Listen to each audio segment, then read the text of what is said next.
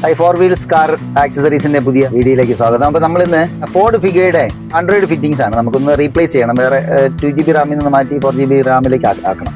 അപ്പോൾ അതിന് ഞാൻ പ്രധാനമായിട്ട് ഉദ്ദേശിക്കുന്നത് നമ്മുടെ ഈ പാനൽ എങ്ങനെയാണ് മാറ്റുന്നത് എന്നുള്ളതിനെ കുറിച്ച്, ഫിഗയുടെ പാനൽ എങ്ങനെയാണ് 9 ഇഞ്ച് വെക്കുമ്പോൾ പാനൽ എങ്ങനെയാണ് മാറ്റേണ്ടത് എന്നുള്ളതിനെ കുറിച്ചുള്ളൊരു വീഡിയോ ആണ്. അപ്പോൾ നമുക്ക് വീഡിയോയിലേക്ക് പോകാം.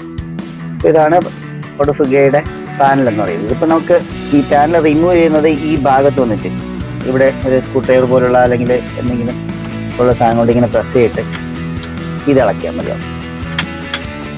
ഇത് ഇങ്ങനെ ഇളക്കി മാറ്റാം. അപ്പോൾ നമുക്ക് ഇവിടെ ഇതിനകത്തായിട്ടൊരു സ്ക്രൂ ഉണ്ട്. ഒരു സ്ക്രൂ ആണ് നമുക്ക് ഇളക്കാം.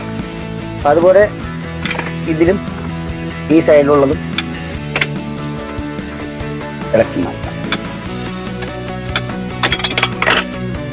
ഇവിടെ ഒരു സ്ക്രൂ ഉണ്ട്, കാണാൻ പറ്റുന്നതെന്ന് അറിയില്ല.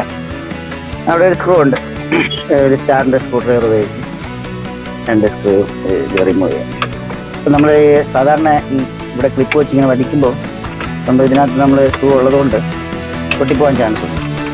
അപ്പോൾ ഇത് ഹൈഡായിട്ടിരിക്കുന്നതുകൊണ്ട് നമുക്ക് പെട്ടെന്ന് മനസ്സിലാക്കാൻ പറ്റത്തില്ല. അതുകൊണ്ടാണ് ഞാൻ ഈ വീഡിയോ എടുക്കുന്നത്. അപ്പം ഫിറ്റ് ചെയ്യുന്നവർക്കൊക്കെ അതൊരു ഉപകാരമാകുമല്ലോ. അല്ലെങ്കിൽ പാനലൊക്കെ വലിച്ച് പൊട്ടിച്ച് ആകെ വിഷയമായിപ്പോവും.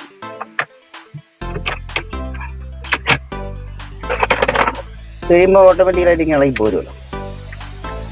പാനൽ നമുക്ക് ഇങ്ങനെ ഇളക്കിയെടുക്കാം.